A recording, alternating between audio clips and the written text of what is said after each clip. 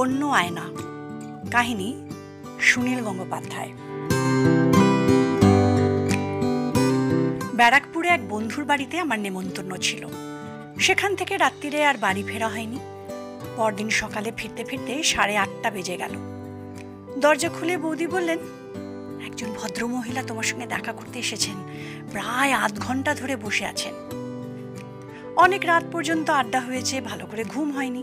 তাছাড়া অফিসে দরকারি কাজ আছে, ছুটি নেওয়ারও উপায় নেই। এক্ষুনি চান খাওয়া সেরে ছুটতে হবে।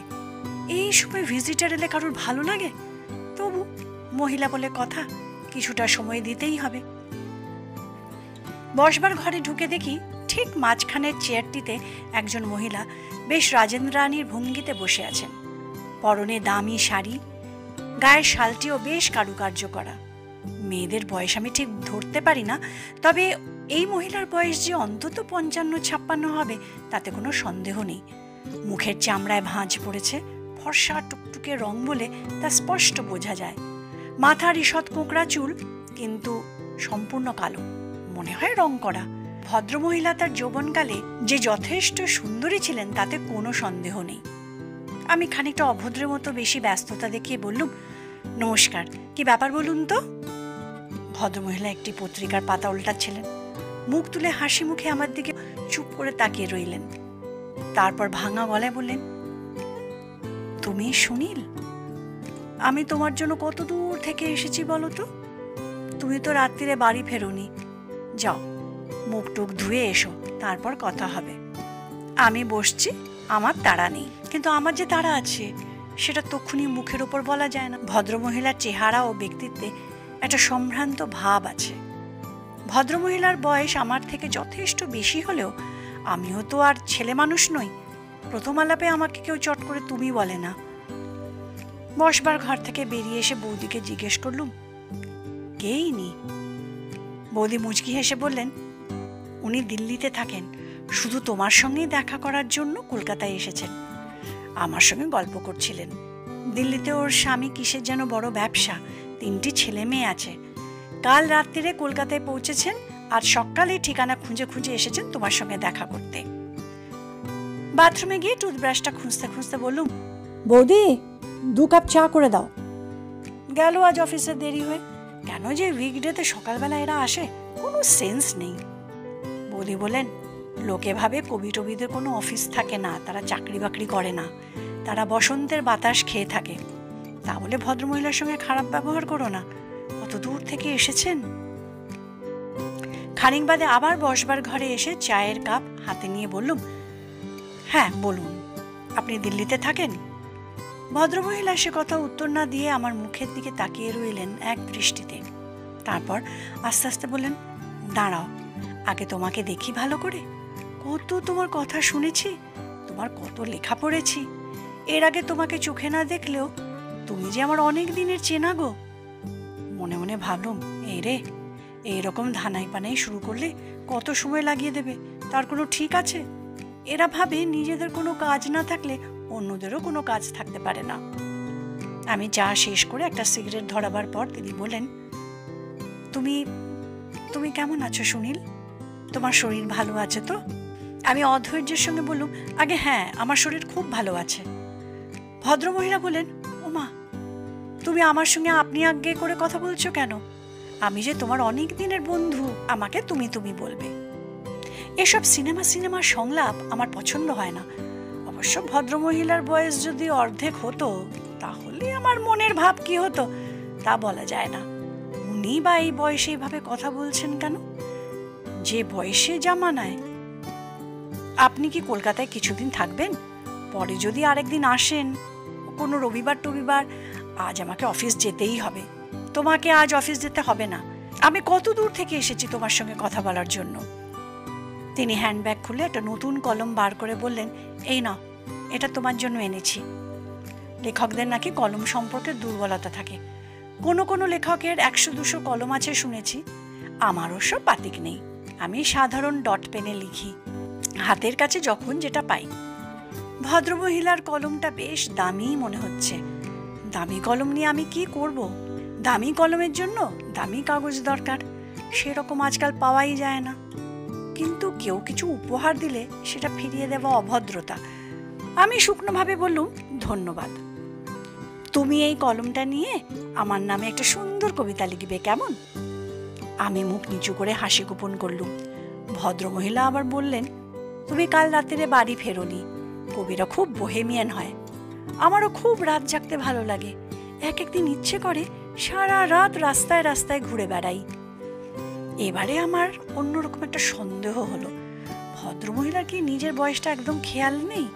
উনি অনায়াসেই আমার কাকিমা বা পিসিমা হতে পারতেন। উনি এসব কি বলছেন? আপনার নাম কি? ও, এই দেখো, আমার নামটাই বলা হয়নি এখনো। আমার নাম রত্না রায়চৌধুরী। আমাদের বাড়ি ছিল বহরমপুরে। বিয়ের পর থেকে দিল্লিতেই থাকি। সে অনেক দিন হয়ে গেল, প্রায় 40 বছর। কলকাতাতে খুব একটা আসা হয় না। কাল রাত্রে পৌঁছেই ফোন করলুম রবিশঙ্করকে। ওকে খবর না দিলে আবার রাগ করবে তো, কিন্তু ওর সঙ্গে কথা হলো না। কাকে ফোন করেছিলেন? রবিশঙ্করকে। তুমি চেনো না? শুধু রবিশঙ্কর নামটা শুনলে একজনের কথাই মনে পড়ে। তাকে প্রায় সারা পৃথিবীর লোকই এখন চেনে। কিন্তু মহিলাটি এমনভাবে কথাটা বললেন যেন রবিশঙ্কর আমার কোনো বন্ধুর নাম। সন্দেহ কাটাবার জন্য আমি বললুম, রবিশঙ্কর মানে যিনি সেতারে? হ্যাঁ, তাছাড়া আর কতজন রবিশঙ্কর আছে? তুমি জানো, অত বিখ্যাত হলে কি হয়, মানুষটা বড় দুঃখী, বড় একা। রবিশঙ্করের ব্যক্তিগত জীবন সম্পর্কে আমার কিছু জানা নেই। অফিসের দেরি করে এসে কথা আলোচনা করাও কি আমার পক্ষে সঙ্গত? আমি ভুরু কুঁচকে তাকাতে তিনি আমার দিকে বালিকার মতো ভঙ্গি করে রহস্যময় হাসি হাসলেন। তারপর বললেন, আমাকে কথা বলতে দিলে না? ওর বউ ফোনটা ধরেছিল, আমার গলা শুনে চিনতে পেরেছে। হিংসে করে তো খুব আমাকে। রবিশঙ্করের বউ, তাও আবার কলকাতায়। এসব কি উল্টোপাল্টা বলছেন মহিলা। আমার কেমন যেন খটকা লাগলো। আর রবিশঙ্কর যতই বিখ্যাত হন, আমার সঙ্গে দেখা করতে এসে কেউ রবিশঙ্কর সম্পর্কে গল্প করে যাবেন, এটাও ঠিক মানা যায় না বোধ হয়। আমি খানিকটা কঠোরভাবেই এবার জিজ্ঞাসা করলুম, আপনি কি আমার কাছে কোনো দরকারে এসেছেন? আমার কণ্ঠস্বরের উষ্মা গায়ে না মেখে রত্না রায়চৌধুরী আবার হাসলেন। আবার তার দামি চামড়ার হাত ব্যাগটা খুলে একটা ছোট্ট লাল রঙের নোট বই বার করে বললেন, তোমার কাছে তো বিশেষ দরকারে এসেছি। তোমার সাহায্য ছাড়া চলবে না। আমি কবিতা লিখেছি, তুমি দেখে দেবে। আমি দীর্ঘশ্বাস গোপন করলুম। এইরকম উপদ্রব আমাকে প্রায় সহ্য করতে হয়, তবে এইরকম বেশি বয়সী কোনো মহিলা আগে আসেননি। ভদ্রমহিলার বিয়ে হয়েছে 40 বছর আগে, তাহলে এর বয়স 60-এর আশেপাশে হবেই। তবে ওর মুখের হাসিটি অল্প বয়সী মেয়েদের মতন। ছোট খাতাটি হাতে নিয়ে দেখলুম, সেটা প্রায় ভর্তি কবিতায়। প্রথম কবিতাটির নাম তুমি। খুবই আবেগময় প্রেমের উচ্ছ্বাস। ভাষা খুবই কাঁচা, কোনো মতেই কবিতা পদবাচ্য নয়। পরের পাতাগুলোতেও এ একই ব্যাপার। বিশেষ কোনো একজনকে উদ্দেশ্য করে এগুলি লেখা হয়েছে তা স্পষ্ট বোঝা যায়। সব কবিতাগুলো পড়বার দরকার নেই, তবু আমি খাতাটা হাতে নিয়ে খানিকটা সময় নিলাম। অন্যদের যা বলি তা কি একেও বলা যাবে? অল্প বয়সী ছেলেমেয়েদের বলি ছন্দের চর্চা করতে, অনেক লিখে আগে হাত পাকাতে। 60 বছরের এক মহিলা কবে আর হাত পাকাবেন? রত্না রায়চৌধুরী বললেন, এই আমার জীবনের প্রথম কবিতা, বুঝলে সুনীল। আমাদের বয়সে কেউ কোনোদিন কবিতা লেখেনি। আমি নিজেও তো জীবনে কখনো কবিতা লেখার কথা ভাবিনি। দেখতেই তো পাচ্ছ, বাংলা বানান ভালো জানি না। এখন বাংলার থেকে হিন্দি ভালো বলতে পারি। তাহলে হঠাৎ বাংলায় কবিতা লেখার কথা মনে হলো কেন আপনার? ঠিক বলেছ, হঠাৎ, একদম হঠাৎ। কেন যে লিখলুম তা আমি নিজেই জানি না। হঠাৎ একদিন মাঝরাত্রিরে ঘুম ভেঙে গেল। আমি ধর্মর করে উঠে বসলাম। তারপর আমার মুখ দিয়ে বেরিয়ে এলো, ভুল করেছি, তোমার কথা শুনিনি, তুমি ভুল বুঝো না আমায়। ওগো, কান্না আমার ঝর্ণা হয়ে হারিয়ে গেল কোথায়। আমি নিজেই একেবারে অবাক। এর মানে কি? এরকম কবিতার মতন কথা কি করে বেরিয়ে এলো আমার মুখ দিয়ে? শুধু একটা নয়, আরও বলতে লাগলাম, বুঝলে। আমার স্বামী পাশের খাটে ঘুমিয়ে আছে। আজকালও আমার সঙ্গে শোয়ে না। আমি জোরে এইসব বলে যাচ্ছি, তাও জাগলো না। রোজ ড্রিঙ্ক করে তো, সহজে ঘুম ভাঙে না। আমি মুখ নিচু করে হাসতে লাগলাম। এই যে দেখছি বাল্মীকির মতো ব্যাপার। হঠাৎ একদিন ঝরঝর করে মুখ দিয়ে বেরিয়ে এলো কবিতা। মুখ তুলে দেখি রত্না রায়চৌধুরী স্থিরভাবে তাকিয়ে আছেন। তার দু চোখ দিয়ে জল গড়াচ্ছে। এই অবস্থায় কঠোর কথা বলা যায় না। আমি উঠে দাঁড়িয়ে বললুম, খাতাটা রেখে যান, আমি পরে ভালো করে পড়ে রাখবো। আজ আমায় এখন বেরুতেই হবে। উনি হাত তুলে বললেন, আর একটু বসো প্লিজ, আমি অনেক দূর থেকে এসেছি, আমার আরেকটু কথা আছে। হতাশভাবে বসে পড়ে বললুম, বলুন। যেদিন রাত্রিরে এরকম হলো, তার পরদিন সকালে ভাবলুম ওসব বোধহয় স্বপ্ন দেখেছি, কিন্তু লাইনগুলো সব মনে আছে। এইসব লাইন কে বানালো? লিখে রাখলুম এই খাতাটায়। তারপর 2-3 দিন আর কিছুই হলো না। খাতা নিয়ে কিন্তু লেখার চেষ্টা করলুম, কিছু মাথাতেই আসে না, চাই একটা লাইনও বানাতে পারি না। তারপর আবার একদিন মাঝরাত্রিরে ঘুম ভেঙে গেল। কে যেন জোর করে আমায় টেনে তুলল। আবার আমি গড়গড় করে কবিতা বলতে লাগলাম। খুব ভালো কবিতা, এসব আগে কেউ লেখেনি, কোনো বইতে নেই, আমার নিজেরই বানানো। এসব কবিতা অন্য কারুকে দেখিয়েছেন? প্রথমে ভেবেছিলুম শুধু একজনকেই দেখাবো, কিন্তু তাকে যে পাওয়া যায় না, কখন কোথায় থাকে তার ঠিক নেই, সারা পৃথিবী ঘুরে বেড়ায়। তাই একদিন আমার স্বামীকে দেখালুম। ও কি বললো জানো? কি কি বলো তো, আন্দাজ করো। দেখুন, আপনার স্বামীকে তো আমি চিনি না, কি করে আন্দাজ করব তিনি কি বলবেন? ও বলল, আবার তুমি পাগলামি শুরু করেছ, এসব কবিতা না তোমার মুন্ডু? ও খাতাটা ছুঁড়ে ফেলে দাও আস্তাপুরে। ভাবতে পারো কেউ বলতে পারে এরকম কথা?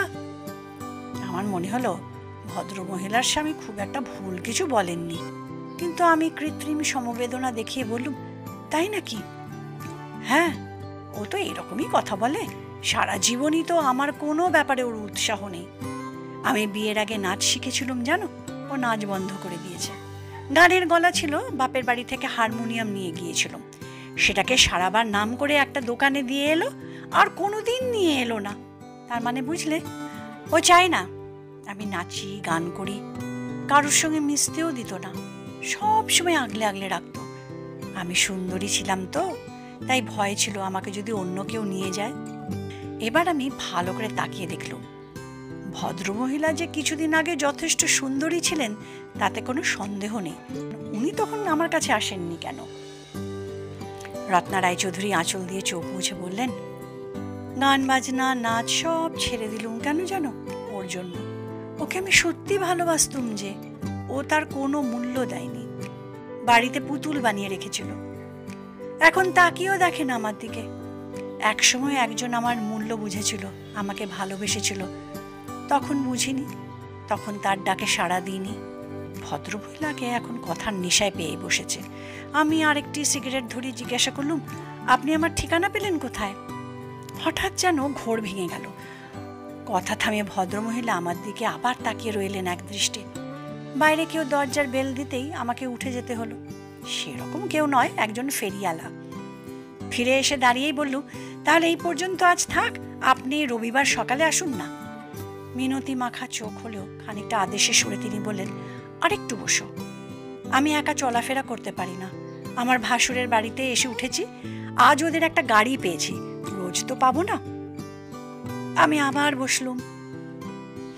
তোমার লেখা টেখা আমি আগে বিশেষ পড়িনি, বই পাই না তো ওখানে।